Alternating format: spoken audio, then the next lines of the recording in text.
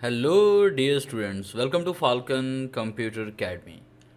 मैं हूं केवल विजय और मैं आज आपको एमएस एक्सेल में लेक्चर नंबर 3 पढ़ाने जा रहा हूं। आज हम तमाम टैब्स को कंप्लीट करने वाले हैं, जिसमें फर्स्ट लेक्चर मैंने आपको फाइल और होम के बारे में पढ़ाया था और सेकंड लेक्चर में इंसर्ट टैब और पेज लोड टैब के बारे में पढ़ाया गया था। और आज के लेक्चर में आपको पढ़ाने जा रहा हूँ फॉर्मूलाज के बारे में, डाटा के बारे में, रिव्यू के बारे में एंड उसके बाद व्यू के बारे में। लेक्चर स्टार्ट करने से पहले अगर आप मेरे चैनल पे नए हैं तो मेरे चैनल को सब्सक्राइब कर लें और बेल के आइकन पे क्लिक करें और ऑल नोटिफिकेशन को ज़रूर ऑन करें ताकि मेरी आने वाली जितनी भी वीडियोस हैं उनकी नोटिफिकेशन सबसे पहले आप तक पहुंचे। अगर वीडियो अच्छी लगे तो इसे लाइक ज़रूर कीजिएगा। शुरू करते हैं आज का लेक्चर। सबसे पहले हम बात करेंगे इसमें फार्मूलाज के बारे में। तो फार्मूलाज, इसमें जितने भी इम्पोर्टेंट फार्मूलाज हैं मेरी कोशिश होगी वो आपको मैं करवा दूं। और अभी हम बात करेंगे सिर्फ फंक्शंस के बारे में और इसमें सम के बारे में। बाकी फार्मूलाज के ऊपर मैं कंप्लीट एक वीडियो बनाऊंगा जिसमें वो तमाम ज़रूरी फार्मूलाज जो आपके लिए ऑफिस वर्क के लिए या आपके बिज़नेस के लिए ज़रूरी हैं वो तमाम मैं उसी एक वीडियो में कवर करने की कोशिश करूँगा।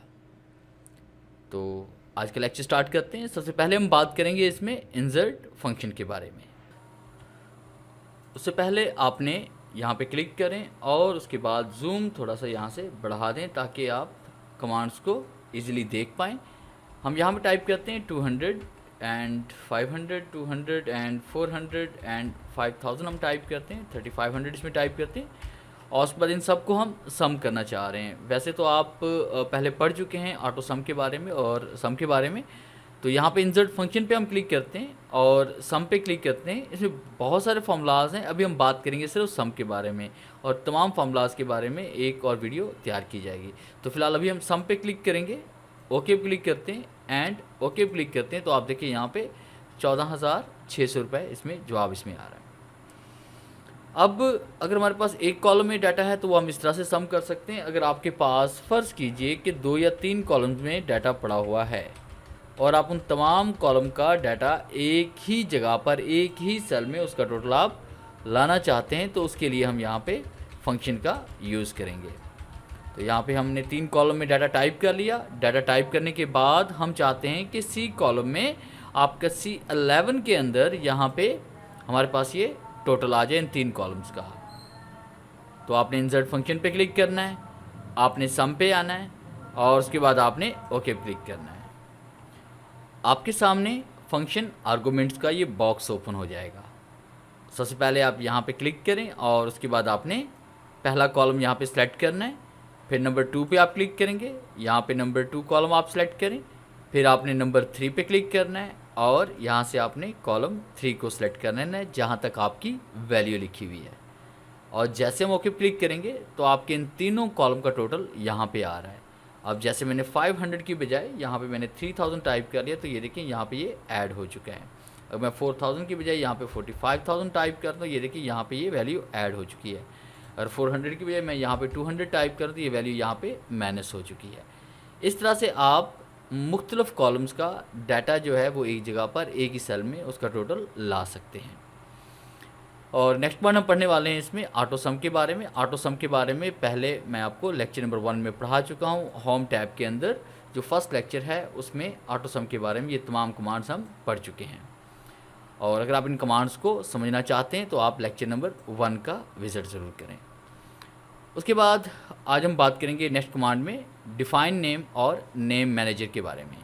अब देखिए जैसे हम यहाँ पे क्लिक करते हैं तो आपके पास यहाँ पे सी कॉलम है और उसके बाद हमारे पास यहाँ पे 11 जो है इसकी रो है। तो इस सेल का जो एड्रेस हमारे पास बना वो यहाँ पे आपको नज़र आ रहा है C11 कि C11 इसका एड्रेस है हमारे पास, कि सी कॉलम है, 11 इसका रो नंबर है। तो इस तरह सेल एड्रेस हमारे पास बना C11। अब उसके बाद यहाँ पे टोटल हमारे पास में आ रहा है और यहाँ से शीट नंबर 2 भी है, 3 भी हमारे पास है, 4 भी है। अगर हम C11 में जाना चाहते हैं, क्योंकि हमें पता है कि C11 के अंदर टोटल है हमारा, और C11 अगर हम यहाँ पे टाइप भी कर लेते हैं तो आप एक्टिव शीट के C11 पे जाते हैं, आप वहाँ टोटल पर नहीं जा सकते। तो हम चाहते हैं कि जहाँ पर भी हमारा टोटल आ रहा है, ठीक है ना, वहाँ तक हम इजीली पहुँच जाएँ सेल एड्रेस में, सिर्फ वो सेल एड्रेस टाइप करने के बाद। तो इसके लिए हमने क्या करना है कि हमने सेल को रीनेम करना है। तो आप यहाँ पे क्लिक करें, क्लिक करने के बाद आपने यहाँ पे डिफ़ाइन नेम पे क्लिक करना है और डिफ़ाइन नेम पे क्लिक करने के बाद आपके सामने न्यू नेम का डायलॉग बॉक्स ओपन होगा। यहाँ पे आपने इस सेल को नाम देना है। याद रखिएगा जिस सेल में आप क्लिक करेंगे उसी सेल को आप रीनेम कर सकते हैं। यहाँ पे क्लिक करें, क्लिक करने के बाद मैंने यहाँ पे इसमें टाइप किया टोटल और उसके बाद ओके क्लिक करते हैं। तो आप देखिए यहाँ पे आपके पास अब C11 नहीं आ रहा बल्कि यहाँ पे लिखा आ रहा है टोटल। और उसके बाद अगर आप शीट नंबर 2 पे हैं, 3 पे हैं, 4 पे हैं, कहीं पर भी हैं, आप यहाँ पे जस्ट आपने यहाँ पे टोटल टाइप करना है और आप एंटर प्रेस करते हैं तो ऑटोमेटिकली आप टोटल में पहुँच जाते हैं, क्योंकि शीट नंबर 1 के अंदर ही सिर्फ टोटल का सेल है। बाकी sheet number 2, sheet number 3, sheet number 4 पर कहीं पर भी टोटल का सेल मौजूद नहीं था। तो इस तरह से आप यहाँ पे इसको रीनेम भी कर सकते हैं। अगर आप इसको डिलीट करना चाहते हैं टोटल को, यानी जो आपने सेल रीनेम किया है आप उसको रियल नेम में लेके आना चाहते हैं, यानी C11 ही वहाँ पे आना चाहिए, तो इसके लिए अपने मैनेजर पे आएँ, अपने नाम को आप सेलेक्ट करें और उसके बाद डिलीट कर दें एंड ओके क्लिक करेंगे तो आपका ये सेल एड्रेस जो रियल नेम था आपका ओरिजिनल नेम के साथ यहाँ पे शो हो रहा है। इस तरह से आप किसी सेल को रीनेम भी कर सकते हैं और उसको डिलीट भी कर सकते हैं।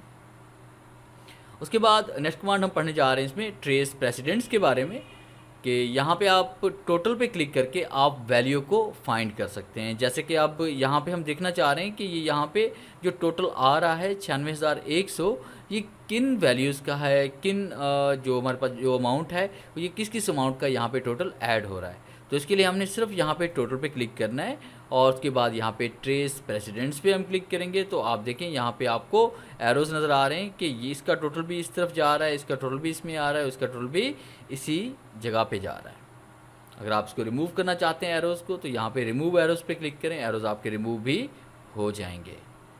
और उसके बाद अगर आप ये मालूम करना चाहते हैं कि आया कि ये जो वैल्यू हमारे पास है इसके अंदर टोटल हुई भी है कि नहीं, या इस वैल्यू का टोटल कहाँ पे जा रहा है, इस वैल्यू का टोटल कहाँ पे जा रहा है। पहले ये था कि आप टोटल पे क्लिक करके आप वैल्यू को फाउंड करते थे, अब हम वैल्यू पे क्लिक करके टोटल को फाइंड कर सकते हैं।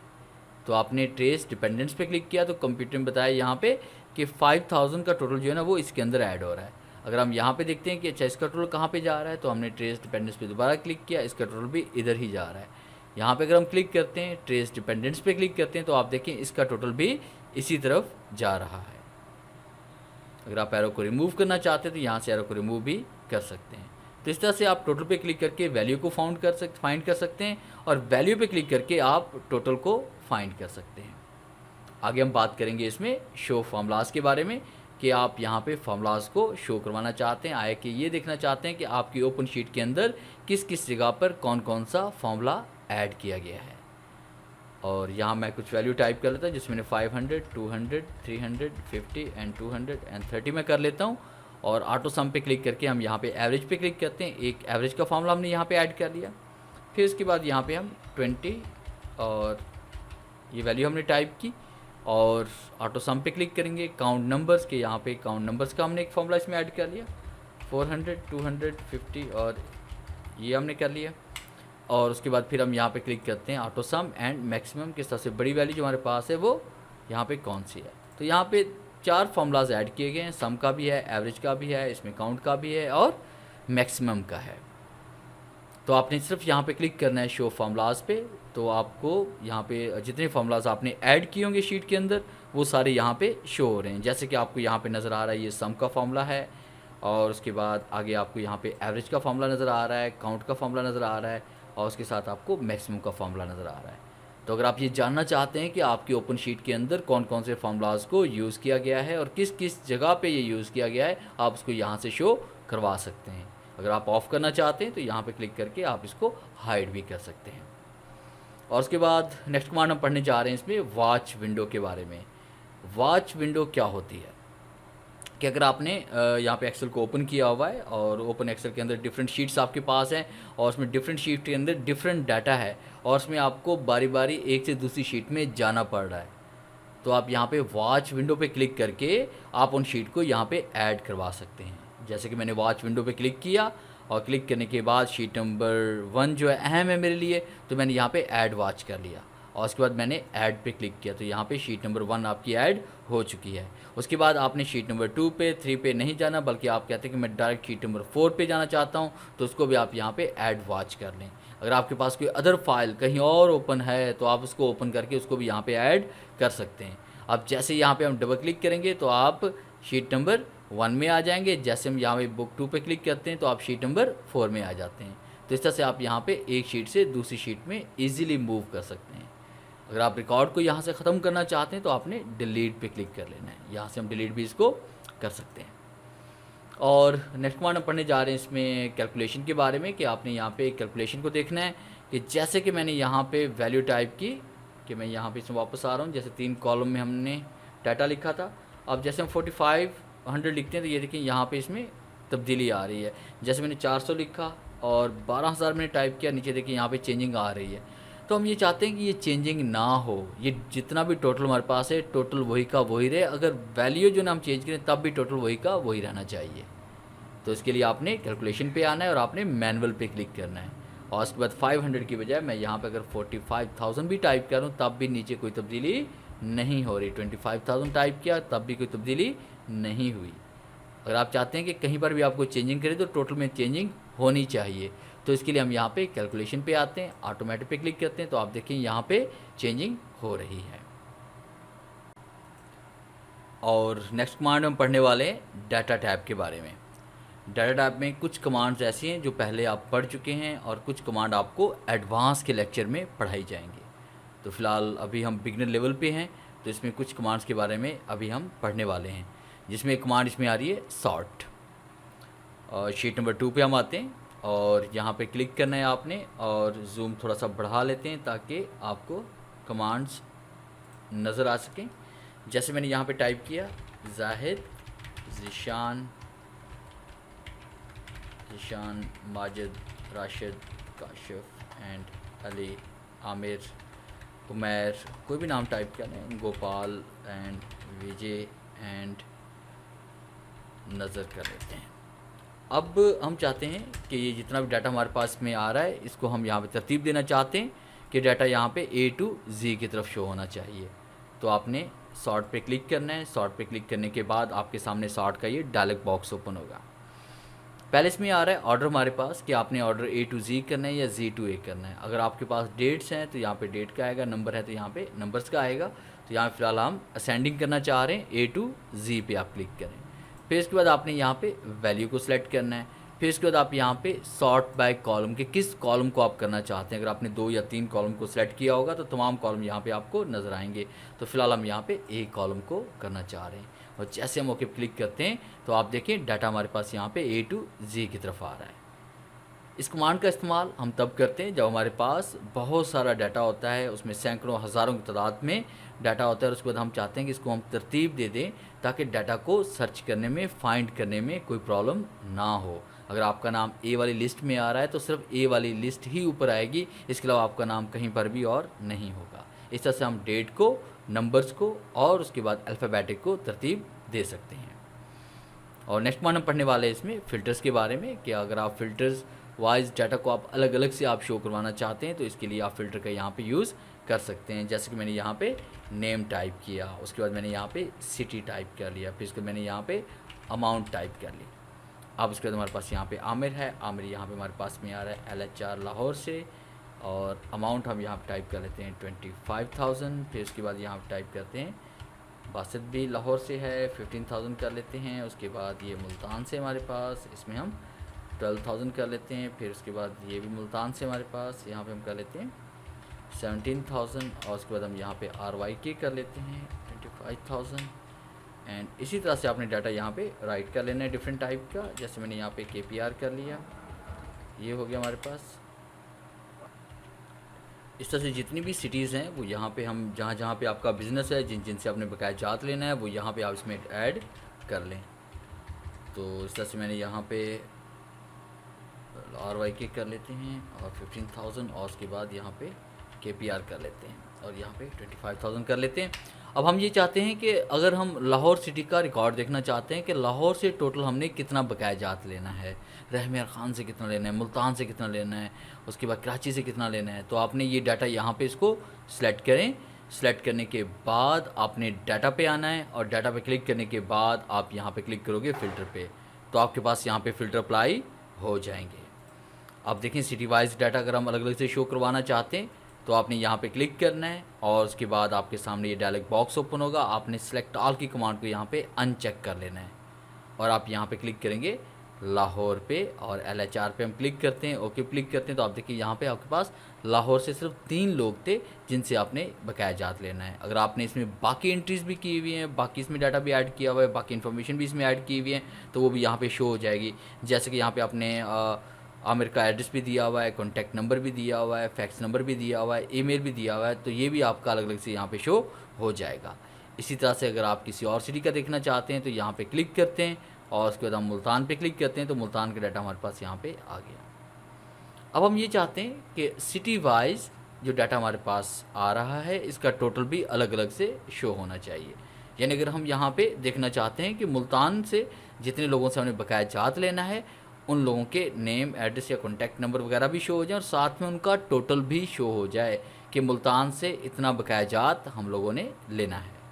तो आपने इस तरह से फ़िल्टर अप्लाई करने के बाद डाटा को सिलेक्ट करेंगे और नीचे यहाँ पे क्लिक करेंगे आप और डाटा पे क्लिक करने के बाद आपने क्लिक करना है सब टोटल पे। सब टोटल पे जैसे हम क्लिक करेंगे तो आपके सामने सब टोटल का ये बॉक्स ओपन हो जाएगा। यहाँ पे आपने ऐड ई चेंज इन यानी सब टोटल का जो बॉक्स ओपन, इसमें पहला टैब जो इसमें आ रहा है इसमें आपने किस कॉलम का आप टोटल करना चाहते हैं, अमाउंट का, सिटी का या नेम का, तो टोटल हमेशा अमाउंट का ही होता है। और फंक्शन आप कौन सा यूज़ करना चाहते हैं, क्या मालूम करना चाहते हैं, सम करना चाहते हैं, एवरेज करना चाहते हैं, मैक्सिमम, तो यहाँ पे हम सम पे क्लिक करते हैं फ़िलहाल। और उसके बाद टोटल कहाँ पे आना चाहिए, अमाउंट पे। और जैसे हम यहाँ पे ओके क्लिक करते हैं तो आप देखिए यहाँ पे मुल्तान से आपने 30,500 रुपये आपने लेने हैं। और इसी तरह से अगर आप किसी और सिटी को यहाँ पे सिलेक्ट करते हैं, जैसे कि मैं यहाँ पे देखना चाह रहा हूँ लाहौर का डाटा, तो यहाँ पे लाहौर पे क्लिक किया तो लाहौर से 42,500 रुपये हमने लेने हैं। और यहाँ पे अगर हम क्लिक करते हैं यहाँ पे कराची पे, तो कराची पे देखें हमने यहाँ पे टोटल एक ही है हमारे पास यहाँ पे पर्सन उमैर, इसे हमने 15,000 रुपये लेने हैं।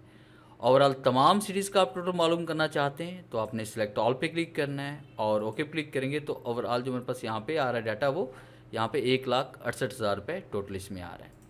तो इस तरह से यहाँ पे सब टोटल का फ़िल्टर के साथ यूज़ करके यहाँ पे हम सिटी वाइज डाटा भी अलग अलग से शो करवा सकते हैं और टोटल भी शो करवा सकते हैं। अगर आप इसको रिमूव करना चाहते हैं तो आपने टोटल पे क्लिक करना है, सब टोटल पे आना है और रिमूव ऑल पे क्लिक करें तो आपका सब टोटल यहाँ से रिमूव हो जाएगा। अगर आप फ़िल्टर को रिमूव करना चाहते हैं तो इसको आप सेलेक्ट करें और फ़िल्टर पे क्लिक करें, फ़िल्टर भी आपका रिमूव हो जाएगा। और नेक्स्ट कमांड में हम पढ़ने जा रहे हैं फ्लैश फिल के बारे में। तो इसके लिए हम शीट नंबर 3 पे आते हैं। मैंने यहाँ पे कुछ डाटा यहाँ पे राइट किया हुआ है जिसमें मैंने नेम, फर्स्ट नेम और लास्ट नेम यहाँ पे लिखा हुआ है। अब जैसे हमारे पास यहाँ पे मैंने कुछ नेम लिखे हुए हैं जिसमें अली रज़ा है, गोपाल दास है या इसमें आमिर अली है हमारे पास, और हम ये चाहते हैं कि इसमें जो फर्स्ट नेम है वो अलग आ जाए और लास्ट नेम जो है वो अलग आ जाए। तो फ्लैश फिल की कमांड इसके लिए जो है ना कह लें कि हमारे लिए बहुत फ़ायदेमंद है और ये चंद सेकंड के अंदर आपका डाटा सेपरेट कर देती है। जैसे कि मैंने यहाँ पे लिखा अली, अली लिखने के बाद आपने यहाँ पे नीचे आना है और नीचे वाले सेल पे ऐसे क्लिक करें और उसके बाद आपने डाटा पे क्लिक करना है और आपने यहाँ पे फ्लैश फिल पे आना है। जैसे हम यहाँ पे इसमें आते हैं, अगर हम यहाँ पे क्लिक करते हैं तब भी ये कमांड अप्लाई हो जाती है। अगर हम कीबोर्ड से कंट्रोल ई प्रेस करेंगे तब भी ये कमांड हमारी अप्लाई हो जाएगी। तो फिलहाल हम यहाँ पे क्लिक करते हैं। तो जैसे मैंने यहाँ पे क्लिक किया तो आप देखें कि ये एक्सेल ने क्या किया कि जैसे हमने यहाँ पे उसे समझ आ गई कि यहाँ पे फ़र्स्ट नेम लिया गया है और उसके बाद उसने बाकी तमाम नेम का फ़र्स्ट नेम यहाँ पे ऑटोमेटिकली ऐड कर दिया। अब उसके बाद हम चाहते हैं कि यहाँ पे हम लास्ट नेम को यहाँ पे करना चाहते हैं तो उसके लिए हम यहाँ पे क्लिक करते हैं और क्लिक करने के बाद मैंने लास्ट नेम यहाँ पे टाइप कर लिया रज़ा, अली के बाद मैंने यहाँ पे रज़ा टाइप किया और उसके बाद हम नीचे यहाँ पे क्लिक करते हैं और आपने फ्लैश फिल पे क्लिक करना है या कीबोर्ड से कंट्रोल ई प्रेस करेंगे तो लास्ट नेम जितने भी हैं वो आपके यहाँ पे देखिए शो हो रहे हैं। तो इस तरह से आप फ्लैश फिल का इस्तेमाल करके अपने काम को और भी आसान कर सकते हैं। जिस तरह यहाँ पे डेट का है और मंथ अलग करना चाहते हैं, ईयर्स अलग करना चाहते हैं, डेट अलग करना चाहते हैं या एनटीएन नंबर्स हैं या कॉन्टैक्ट नंबर्स हैं, तो इस तरह से करके आप यहाँ पे अलग अलग से डाटा को शो करवा सकते हैं सिर्फ एक शॉर्ट की से या एक क्लिक से। आगे हम बात करेंगे इसमें रिमूव डुप्लीकेट के बारे में कि हमने डुप्लीकेट को रिमूव कैसे करना है। रिमूव डुप्लीकेट कमांड के लिए मैंने यहाँ पे डाटा कुछ राइट किया हुआ है। जैसे मेरे पास यहाँ पे कुछ नेम्स हैं और मैंने यहाँ पे अमाउंट लिखी हुई है। जैसे कि आप देख रहे हैं कि यहाँ पे अली का नाम मैंने 2 मरतबा टाइप किया हुआ है, जैसे अली 1500 एंड अली 1500। तो यहाँ से मैं डुप्लीकेट वैल्यू को रिमूव करना चाहता हूँ, तो आपने इस तरह से डाटा को सिलेक्ट करना है और डाटा को सिलेक्ट करने के बाद आपने रिमूव डुप्लीकेट पे आना है और उसके बाद आपने नेम को यहाँ से रिमूव करना है या अमाउंट डुप्लीकेट को रिमूव करना है। वो आप इनमें से एक कमांड सेलेक्ट कर सकते हैं या आप दोनों भी सिलेक्ट कर सकते हैं। और जैसे हम यहाँ पे ओके क्लिक करेंगे तो उसके बाद आपको यहाँ पे देखिए एक मैसेज मिल रहा है, 1 duplicate values found and removed 5 unique values remain. अब आप देखें कि यहाँ पे वो जो हमारे पास डुप्लीकेट वैल्यू है वो यहाँ से रिमूव हो चुकी है, सिर्फ यूनिक वैल्यूज़ आपके पास पड़ी हुई हैं। तो इस तरह से यहाँ से आप डुप्लीकेट को भी रिमूव कर सकते हैं। उसके बाद नेक्स्ट कमांड हम पढ़ने जा रहे हैं इसमें डाटा वैलिडेशन के बारे में। तो डाटा वैलिडेशन में कौन कौन सी कमांड्स हम इस्तेमाल करते हैं इसके बारे में बात करने वाले हैं। डाटा वैलिडेशन कमांड के लिए आपने कुछ डाटा इस तरह से राइट कर लें। जैसे मैंने यहाँ पे प्रोडक्ट नेम और यहाँ पे प्राइस लिखा हुआ है। तो डाटा वैलिडेशन डिफरेंट जगहों पे इसका डिफरेंट यूज़ हो सकता है। जिस तरह आपके पास कोई मेडिसिन है, मेडिसिन के ऊपर आपके पास एक मैन्युफैक्चरिंग डेट होती है, एक जो है ना एक्सपायरी डेट होती है। तो आप देते हैं मैन्युफैक्चरिंग एक्सपायरी डेट के दरमियान वाली डेट जो है ना वो यहाँ पे लिखी जाए और बाकी डेट उससे पहले उसके बाद वाली डेट यहाँ पे ऐड ना हो। या यहाँ पे आप प्राइस टाइप करते थे, आप कहते हैं 100 और 200 के दरमियान जो है ना वो यहाँ पे प्राइस में ऐड हो, 100 से कम भी ना हो और 200 से अबव भी ना हो। तो इसके लिए भी आप वैलिडेशन का यूज़ कर सकते हैं। तो फ़िलहाल हम यहाँ पे उन तमाम सेल को सिलेक्ट करेंगे जिन सेल्स के ऊपर हम ये वैलिडेशन अप्लाई करना चाहते हैं। जैसे मैंने इन तमाम सेल को सिलेक्ट किया और फ़र्ज़ कीजिए मेरे पास कुछ प्रोडक्ट हैं जिनके जो प्राइस हैं वो 100 और 200 के बीच के हैं, यानी ना तो 100 से कम है ना 200 से अबव हैं। तो मैं चाहता हूँ 100 और 200 के दरमियान जो वैल्यू लिखी जाए वही यहाँ पे ऐड हो, उससे कम या ज़्यादा वाली वैल्यू ऐड ना हो। तो इसके लिए हम डाटा वैलिडेशन की कमांड अप्लाई करते हैं। इसके लिए आपने डाटा वैलिडेशन पे आना है और आपने यहाँ पे क्लिक करना है डाटा वैलिडेशन पे।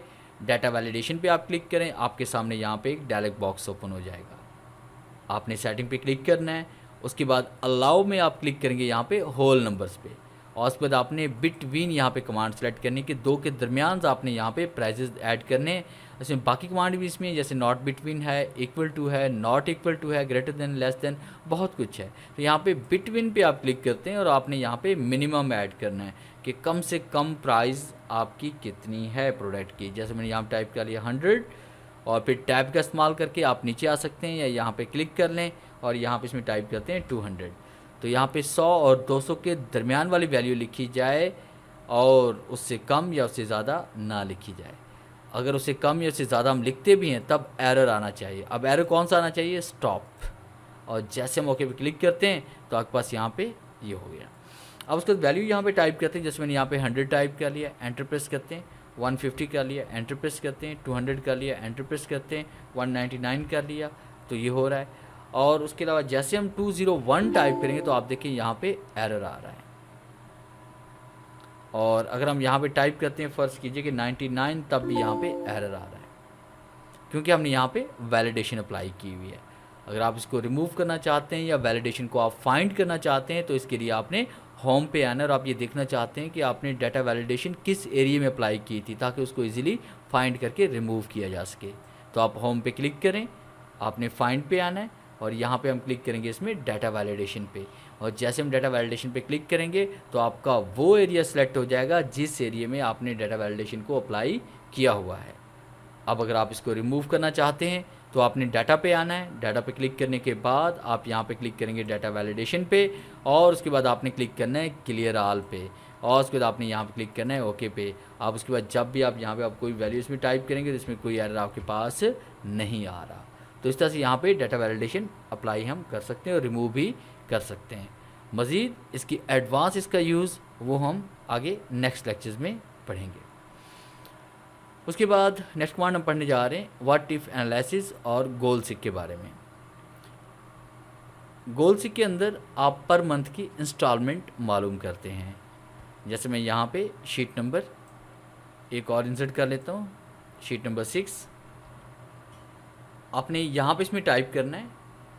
टाइप करने से पहले थोड़ा सा इसका जूम बढ़ा लेते हैं ताकि आपको डाटा क्लियर नज़र आए। जैसे हम यहाँ टाइप करते हैं वेटिंग मंथ। हम एक प्रोजेक्ट तैयार करने जा रहे हैं, जैसे कि आपने इंस्टॉलमेंट पे कुछ भी आप लेना चाह रहे हैं।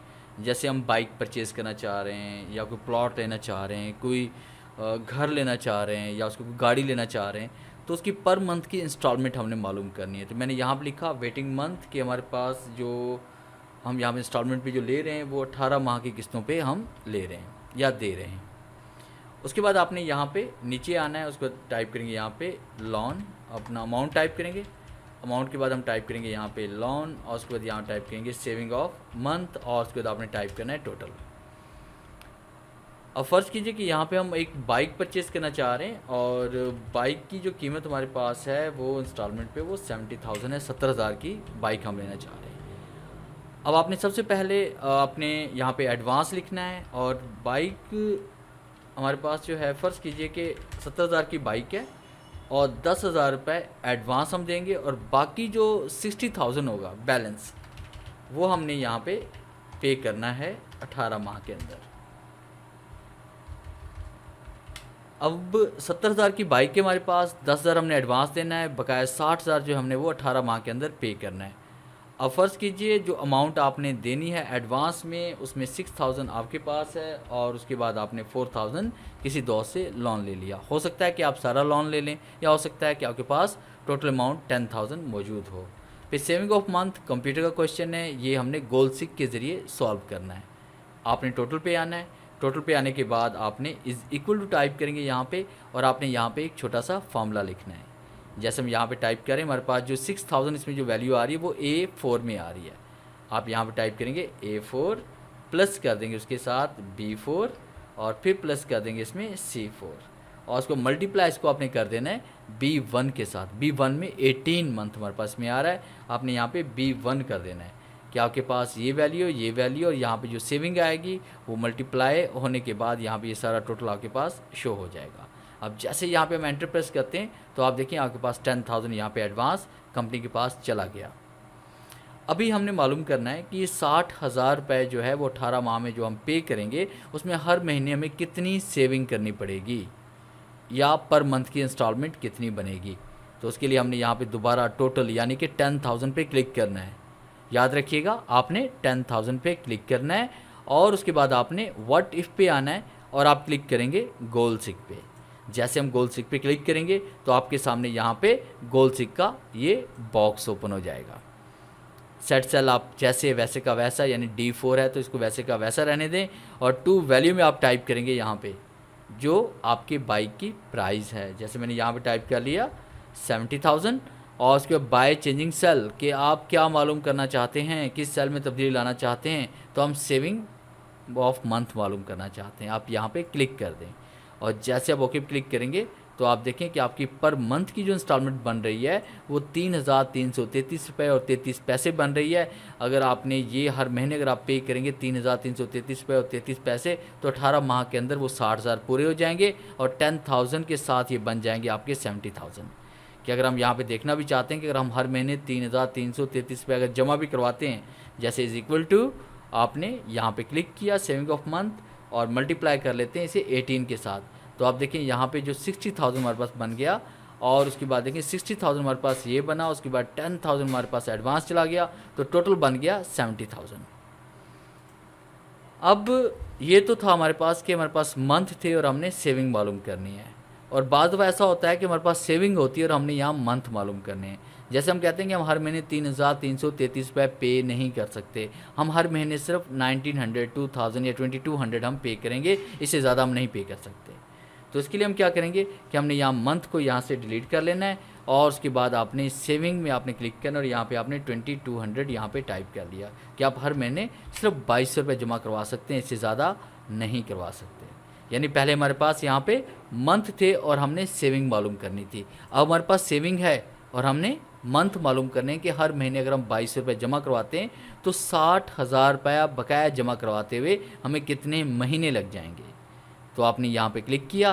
क्लिक करने के बाद आपने गोल सिक पे आना है और गोल सिक पे क्लिक करने के बाद टू वैल्यू में आपने यहाँ पे क्लिक करना है और बाइक की कीमत आप लिखेंगे 70,000 और बाय चेंजिंग सेल में आप क्लिक करें। फिर उसके बाद आपने उस सेल में क्लिक करना है जिस सेल के अंदर आप मंथ को शो करवाना चाहते हैं, यानी वेटिंग मंथ में, और आपने ओके क्लिक किया तो आप देखें आपको यहाँ पे टोटल 27 माह और 0.2 डेज़ आपको लग जाएंगे। अगर आप इसको दिनों में कन्वर्ट करेंगे तो आपने यहाँ पे इज इक्वल टू टाइप करना है और 0.2 को आपने मल्टीप्लाई कर लेना है 30 के साथ, तो आपको लग जाएंगे 27 माह और 6 दिन, यानी 27 माह और 6 दिन तक आपने ये जो ना जो वैल्यू आप यहाँ पे जो अमाउंट यहाँ पे आप 22 रुपये जमा करवाएंगे तो वो आपके 60,000 रुपये पूरे हो जाएंगे। तो इस तरह से आप गोल सिक का यूज़ करके अपने काम को और आसान कर सकते हैं। और नेक्स्ट कमांड में हम पढ़ने जा रहे हैं न्यू रिव्यू टैब के बारे में। रिव्यू टैब पे जैसे हम क्लिक करते हैं तो इसमें पहली जो कमांड इसमें आ रही है स्पेलिंग एंड ग्रामर चेक, कि आपने स्पेलिंग और ग्रामर चेक आपने किस तरह से करना है या स्पेलिंग चेक आप किस तरह से करते हैं। एक्सेल में जैसे आप कोई वर्ड टाइप करते हैं, जैसे मैंने यहाँ पे टाइप किया फाल्कन, अगर मैं फाल्कन FALCON या मैं एक न्यू शीट क्रिएट कर लेता हूँ आपकी आसानी के लिए, क्योंकि इसमें बहुत सारे वर्ड लिखे हुए थे। और यहाँ पे हमने एक न्यू शीट क्रिएट की और इसका जूम हम थोड़ा सा बढ़ा देते हैं। मैंने यहाँ पे क्लिक किया और टाइप किया फाल्कन। अब देखिए फाल्कन जैसे मैंने टाइप किया फाल्कन की स्पेलिंग ठीक है, और जैसे हम रिव्यू पे क्लिक करके स्पेलिंग पे क्लिक करते हैं तो आपके सामने डायलॉग बॉक्स ओपन होता है, spelling check complete, you are good to go. तो आपकी स्पेलिंग ठीक है। अगर यहाँ पे हम स्पेलिंग में कोई मिस्टेक करते हैं, जैसे FALKON मैंने लिखा और उस पर स्पेलिंग ग्रामर चेक पे क्लिक करते हैं, तो आपकी स्पेलिंग अगर दुरुस्त नहीं है, यानी अगर इंग्लिश का वर्ड नहीं है या इंग्लिश का वर्ड है उसकी स्पेलिंग दुरुस्त नहीं है, तब ये बॉक्स आपके पास ओपन हो जाएगा। तो यहाँ पे क्लिक करके आप इसको चेंज भी कर सकते हैं, चेंज ऑल भी कर सकते हैं, और से चाहें तो आप जैसे वैसे के वैसे इसे रहने दे सकते हैं इग्नोर करके। और उसके बाद अगर आप इस वर्ड को डिक्शनरी में ऐड करना चाहते हैं तो ऐड टू डिक्शनरी करके इसको ऐड भी कर सकते हैं। आइंदा जब भी ये वर्ड लिखेंगे तो आपका ये दुरुस्त लिखा जाएगा। तो फ़िलहाल हम यहाँ पे फाल्कन पे क्लिक करते हैं और चेंज पे क्लिक करते हैं और ओके क्लिक करते हैं तो आपकी स्पेलिंग दुरुस्त हो जाती है। इस तरह से आप स्पेलिंग को चेक कर सकते हैं। और उसके बाद एक और कमांड हम आगे नेक्स्ट पढ़ेंगे इसमें न्यू कमेंट्स के बारे में, कि कमेंट्स आप किस तरह से ऐड करते हैं। किसी भी शीट में कोई भी डाटा है उसके बारे में कोई राय देना चाहते हैं, उसके बारे में कोई नोट्स लिखना चाहते हैं, उसके बारे में कोई इन्फॉर्मेशन दर्ज करना चाहते हैं, तो आपने यहाँ पे न्यू कमेंट्स पे क्लिक करना है और आप जिस जिस सेल में क्लिक करेंगे उस सेल में आप यहाँ पे न्यू कमेंट्स को ऐड कर सकते हैं। और कमेंट्स की निशानी ये है कि आप जिस सेल में भी आप क्लिक करके कमेंट्स ऐड करते हैं उस सेल के टॉप पे राइट साइड पे तो रेड कलर का आपको एक यहाँ पे छोटा सा पॉइंट नज़र आएगा, तो इसका मतलब है यहाँ पे आपका कमेंट्स दर्ज है। अगर आप इसको डिलीट करना चाहते हैं या उसके बाद आप इसमें आना चाहते हैं प्रीवियस कमेंट्स पे तो इसको भी कर सकते हैं, नेक्स्ट कमेंट्स भी हम कर सकते हैं यहाँ पे। तो इस तरह से बारी बारी आप यहाँ पे नेक्स्ट एंड प्रीवियस को अप्लाई कर सकते हैं। और डिलीट करने के लिए आपने डिलीट कमेंट्स पे क्लिक करना है, उस पॉइंट पे क्लिक करें, डिलीट कमेंट्स पे आ जाएं, फिर आप यहाँ पे क्लिक करें और डिलीट कमेंट्स कर दें। तो इस तरह से यहाँ पे हम कमेंट्स को ऐड कर सकते हैं। तो अब जैसे हम यहाँ पे अंडू करते हैं दोबारा कमेंट्स हमारे पास यहाँ पे वापस आ जाते हैं। शो ऑल कमेंट्स पे क्लिक करके यहाँ पे तमाम कमेंट्स को शो कर सकते हैं और यहाँ पे क्लिक करके आप तमाम कमेंट्स को ऑफ भी कर सकते हैं। और एक साथ इन सबको ऐसे सेलेक्ट करें एंड डिलीट पे क्लिक करें तो कमेंट्स यहाँ से डिलीट भी हो जाएंगे। उसके बाद नेक्स्ट कमांड हम पढ़ने जा रहे हैं प्रोटेक्ट शीट के बारे में। अब जैसे मैंने यहाँ पे ये डाटा लिखा हुआ है, अब अगर इस डाटा को मैं यहाँ से डिलीट करता हूँ तो डिलीट भी कर सकता हूँ, यहाँ पे कुछ हम एडिट भी कर सकते हैं, कुछ भी यहाँ पे राइट कर सकते हैं और कुछ डिलीट भी कर सकते हैं। तो हम चाहते हैं यहाँ पे हम प्रोटेक्शन अप्लाई कर लें ताकि इस फाइल के अंदर कोई भी दूसरा आकर कोई चेंजिंग ना कर पाए। तो आपने प्रोटेक्ट शीट पे क्लिक करना है और उसके बाद पासवर्ड टू अनप्रोटेक्ट पे क्लिक करें। पासवर्ड में पास 1 2 3 एंटर प्रेस करते हैं, 1 2 3 एंटर प्रेस करते हैं। और उसके बाद जैसे हम इसको डिलीट करते हैं तो ना तो ये डिलीट हो रहा है और ना ही कुछ यहाँ पे लिखा जा रहा है। अगर आप इसको रिमूव करना चाहते हैं तो आपने अनप्रोटेक्ट पे क्लिक करना है, पासवर्ड 1 2 3 टाइप करते हैं, एंटर प्रेस करें या ओके क्लिक करें। तो देखिए आप यहाँ से आप डाटा डिलीट भी कर सकते हैं और कुछ यहाँ पे ऐड भी कर सकते हैं।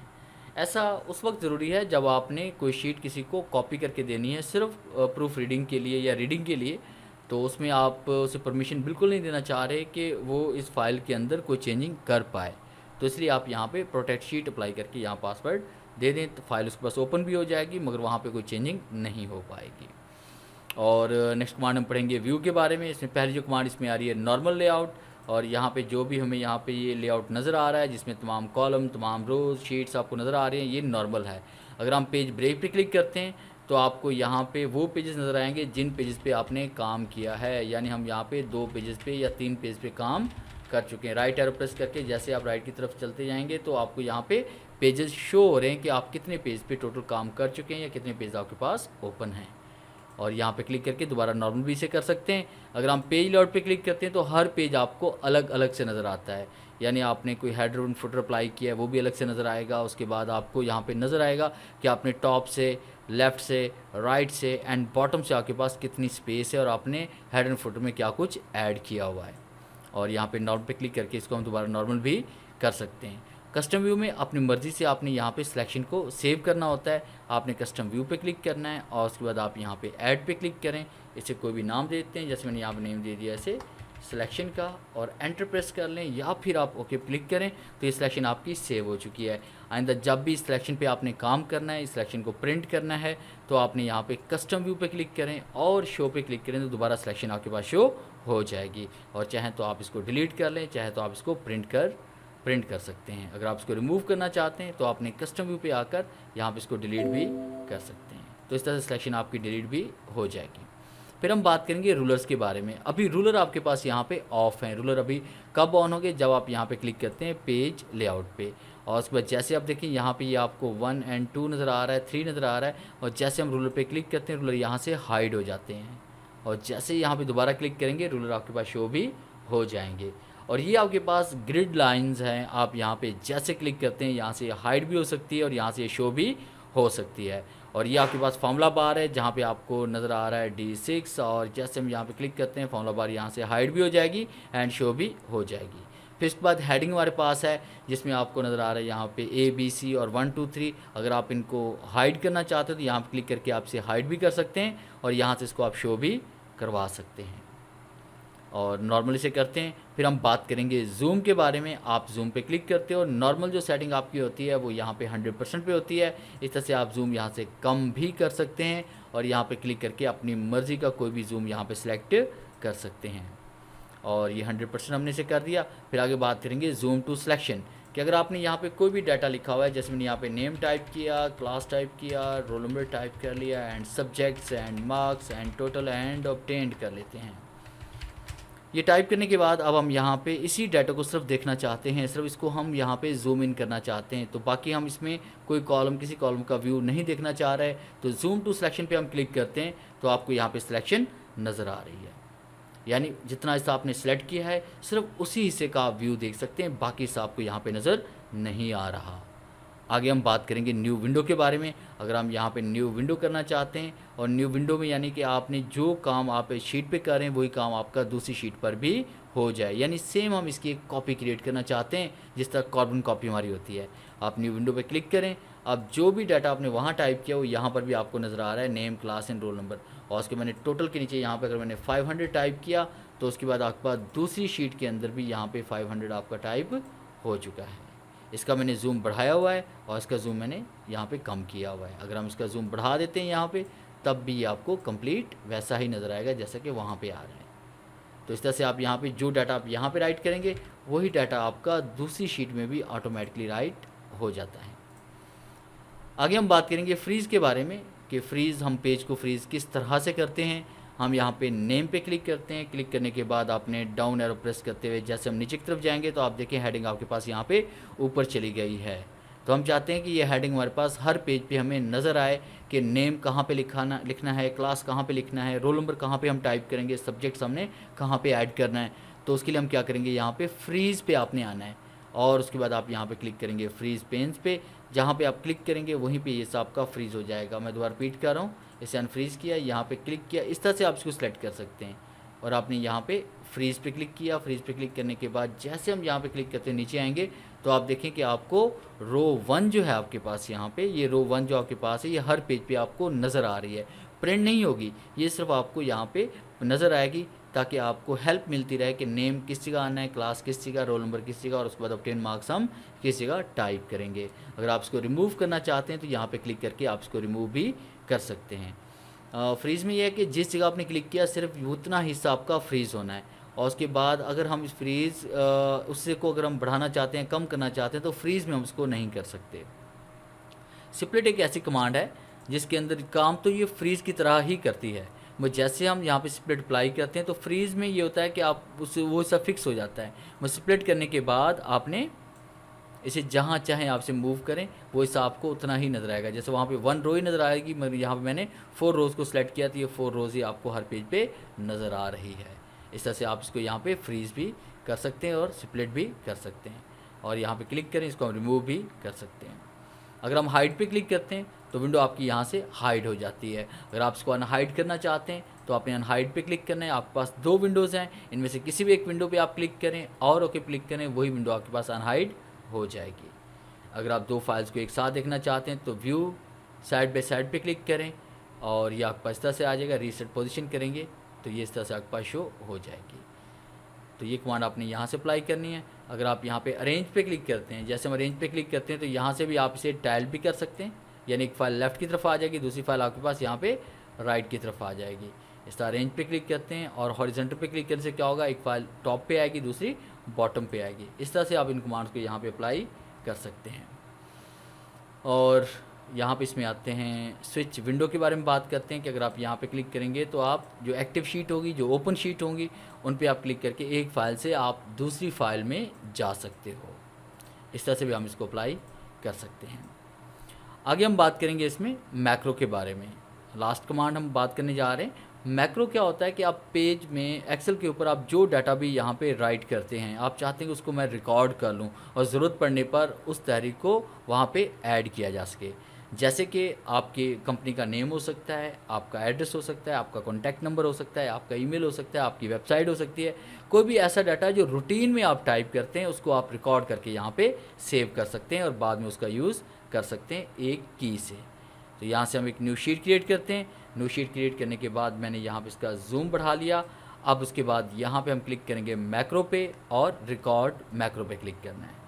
यहाँ पे मैक्रो को आपने नाम देना है, नाम आपने सिंगल देना है, डबल नेम आप यूज़ नहीं करेंगे। जिस तरह मेन और टाइटल 2 वर्ड्स हैं, आपने स्पेस के बगैर इसको लिखना है।